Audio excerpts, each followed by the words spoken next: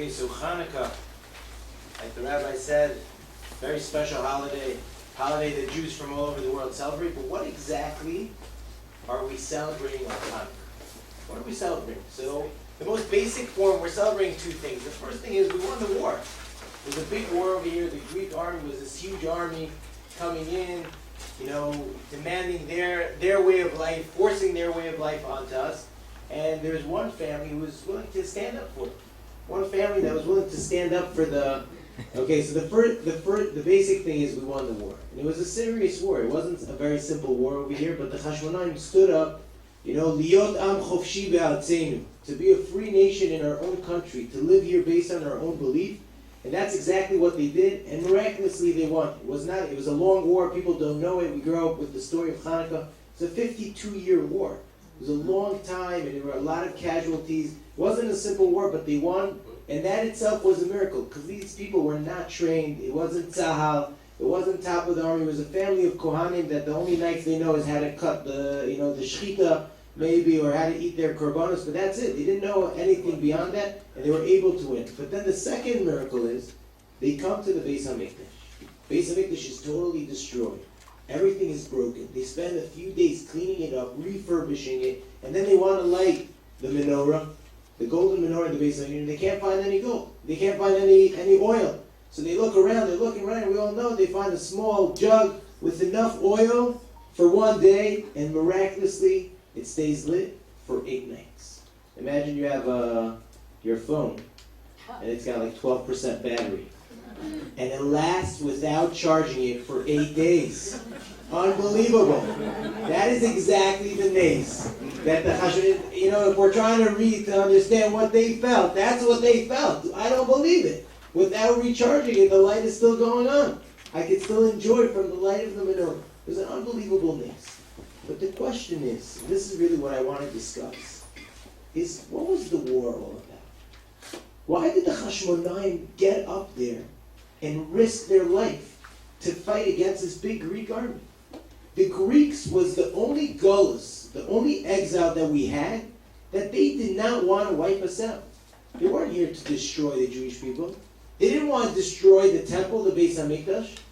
All they said is like, listen, wherever we go, we expect people to be good civilians, to be good citizens, and to take up on the customs of the Greeks. What's the big deal? Let us be Jewish with some customs of the Greek. You have to get up. You have to go ahead and fight against the Greeks, risk your life. What was the war all about? In order to understand what the war was all about, we really have to try to understand the framework of Chanukah. Where does Chanukah fit in to our holiday system throughout the year? Right? We have a whole the basic system of holidays, which is brought down in the Torah, is we have shalosh regalim. Shlosha regalim, each one is called a moed, and it starts with Pesach, Shavuos, and Sukkot. It's a process. A moed comes from the word beit va'ad, or ayad. When you land in El Al, as you're landing, the airplane is landing, so then what does it say on the speaker? Ze ata iganu el hayad. We have now reached our destination. Of course, in Israel, everyone claps their hand. It's very festive. We actually made it to Israel. And I think it's the only airline that everyone claps their hand. Because it's like we were expecting not to, but we made it. Okay, so we made it to Eretz Yisrael. We've reached our destination. So the word ya'ad is the same word as mo'ed. It's our destination. How do we normally reach our destination? With our raglayim, with our regalim, which is the same word as raglayim. You walk towards your destination with your feet, with your legs. So there's a process that we're trying to go through, and that's what the yearly cycle is all about. It starts with Passover, with Pesach, which is the holiday of freedom. We come out from our slavery, whether it's our own personal slavery, whether it's a national slavery, we're able to break free and start a process of connecting, of becoming our own individuals. So now we don't have any limitations to connect to the Almighty. And we count 50 days until we reach Shavuot. On Shavuot, now that we're free, we're a vessel to receive the wisdom, the Torah of God Almighty. we're able to receive that wisdom. That comes on Shavuot, and we continue with that. Now that we have this wisdom, we learn it, we connect to it, and then we're able to go into the Sukkah. The Sukkah is really like you're in the house of Hashem. It's a hug from Hashem. That's why it's like the measurement of a Sukkah is like 2 tefachim, right? 2 amos and a tefach. It's like a hug from Hashem. It's called Tzelo de Nusa. We finally make it into Eretz Yisrael, into the land of Israel. That is our destination. Break free, receive the wisdom, connect to it, and now make it to the land of Israel. You are living in the house of the God Almighty. There was a glitch in the way. We did Chet HaEgel, the sin of the golden calf. So Hashem said, once you sin along the way, so then we have to have a Yom Kippur, a Day of Atonement. Because the first luchos were broken, so we need to have the 40 days of atonement, and on Yom Kippur, we get the second set of luchos to make sure that we can keep on going on our destination, on our ya'ad, and reach the house of Hashem, and we have the Day of Judgment, Rosh Hashanah, in the way before the Yom Kippur. That's part of that package. That is now a brief, we did it very, very quickly, a brief of our yearly cycle. And we go through this process on an individual basis and on a national level every single year. Going free, receiving the Torah, and going into the house of Hashem. We're not perfect, there were glitches along the way, so we have Rosh Hashanah and Yom Kippur to make sure that we can actually make it into the house of Hashem. That is the year. Where does Purim and Chanukah fit into this system? We know that Purim and Chanukah are not Torah holidays, rather they are rabbinic holidays. But they're not stam made up. They fit into the system. Where do they fit in? Shavuot, it's my phone. Everyone please turn off your phone before the lecture so that it doesn't disturb you. Okay, so, again.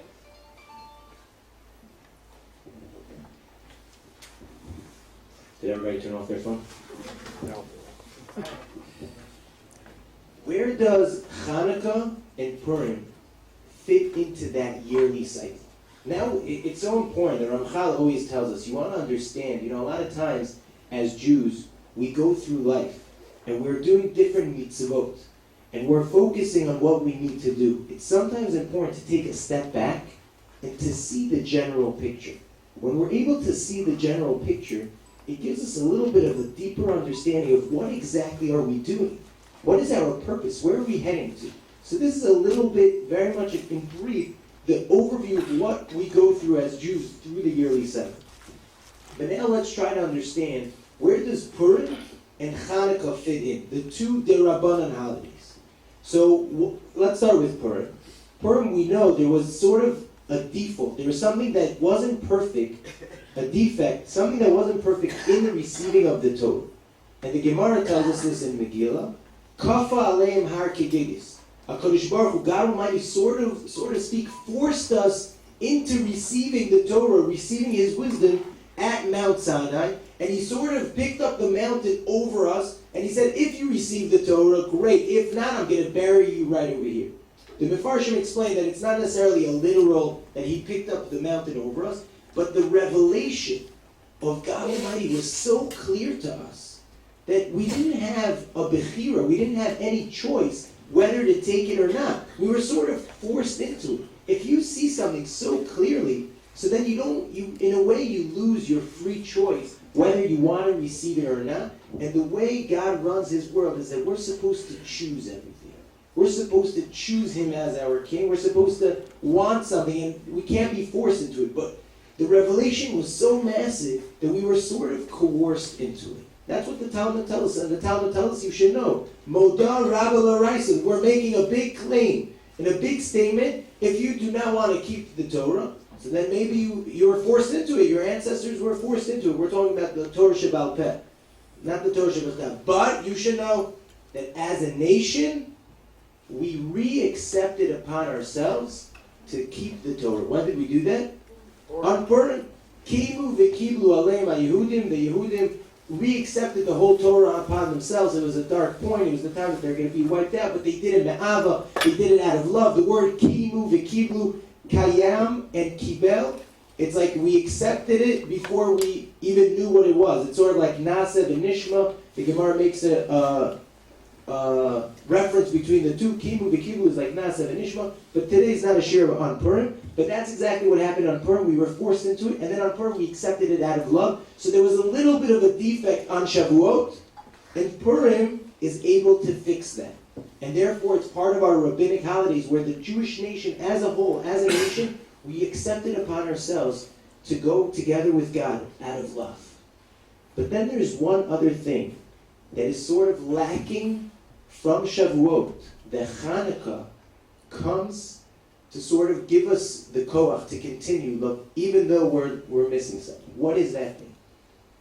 The Talmud tells us, and it's already psukim in Parshas Vayeschanan, that the Jewish people, after they received the Torah at Mount Sinai, and again, when they received it, they heard it from the first 2 commandments, they heard from God Himself. The next 8 commandments, they heard God Himself from the mouth of Moshe Rabbeinu. And they knew that the years following in the desert, if they have any question, they go to Moses, he's the man of God, Ish Elokim, we're going to ask him anything we want, everything will be clear. So then the Jewish people asked, what's going to be when we won't have Moses anymore? We're not going to have Moshe Rabbeinu. So then how are we going to know if we have any doubts? If we have anything that we're not so clear about, how will we know what to do? So Moshe Rabbeinu tells them, don't worry, God listened to your prayer, and He's going to give you a prophet, just like me. There will always be a prophet accompanying the Jewish people. And that's exactly how it was. There was time, and for many, many years, for centuries, there were prophets accompanying the Jewish people. 48 prophets that are well known to us, but the Talmud tells us that there were more prophets throughout the Jewish people, more than the amount of people that left Egypt. We're talking about millions and millions of prophets. You and I, we could have gone to the Beis HaMikdash on Simchas Beis HaShoeva. We would have gone this unbelievable prophetic, it was called the prophetic age, where everyone was able to connect to God. All of our doubts, right, that we might have, we didn't have it. We were able to connect to God. But there's going to come a time where that prophecy ends. What do we do then? We don't have prophets now. We have all these questions. We have all these doubts. How do we know that God is real? How do we know that this is what He wants us to do? What should we be doing? What is the purpose of life? All of these deep questions. Why am I here? What should I be doing with my life? They had a prophet to tell them that. We don't have a prophet. So what should we do? That's exactly where Chanukah comes in. And I'm going to explain. When we had prophets, it sounds so awesome, right? We had these prophets, but how come a lot of Jews didn't follow the prophets? And they went and they served idols. And they did all these terrible things. When you read the Tanakh, inside it wasn't so simple. So we had all these prophets. If I had a prophet today, if Moses would come here, if Yirmiyahu Hanavi would come and will call out to the Jewish people, come on everybody, we're going to get together. Of course, it would be no question. Right? Now, all the Jews from around the world will make Aliyah, will build the base. It'll be amazing. That's called Mashiach. That's what we're waiting for. But how come when they had those prophets, it wasn't so simple? Because there's a rule. The way God governs this world. There's always going to be an equilibrium between good and bad. There's always going to be an opportunity for us to choose between good or evil. It can't just be one-sided. If we had prophets, and that's all we had, like nowadays, if we would have a prophet, everyone would run there. But in those days, when there were prophets, what was on the other side? A tremendous urge, a yetzer hara, for avodah zarah, for idol worship. We don't understand what that means nowadays. We don't have that urge anymore. To us, it's silly. They bow down to sticks and stones. I don't understand how that works. But in those days, it was an unbelievable thing. Just to understand what it is, imagine there is like a window in heaven that connects this world and the world above. You could use this window for an unbelievable amount of energy. You could tap in, and anyone was able to do it. And that's why it was called the prophetic age. You were able to connect. You understood exactly what you're here for.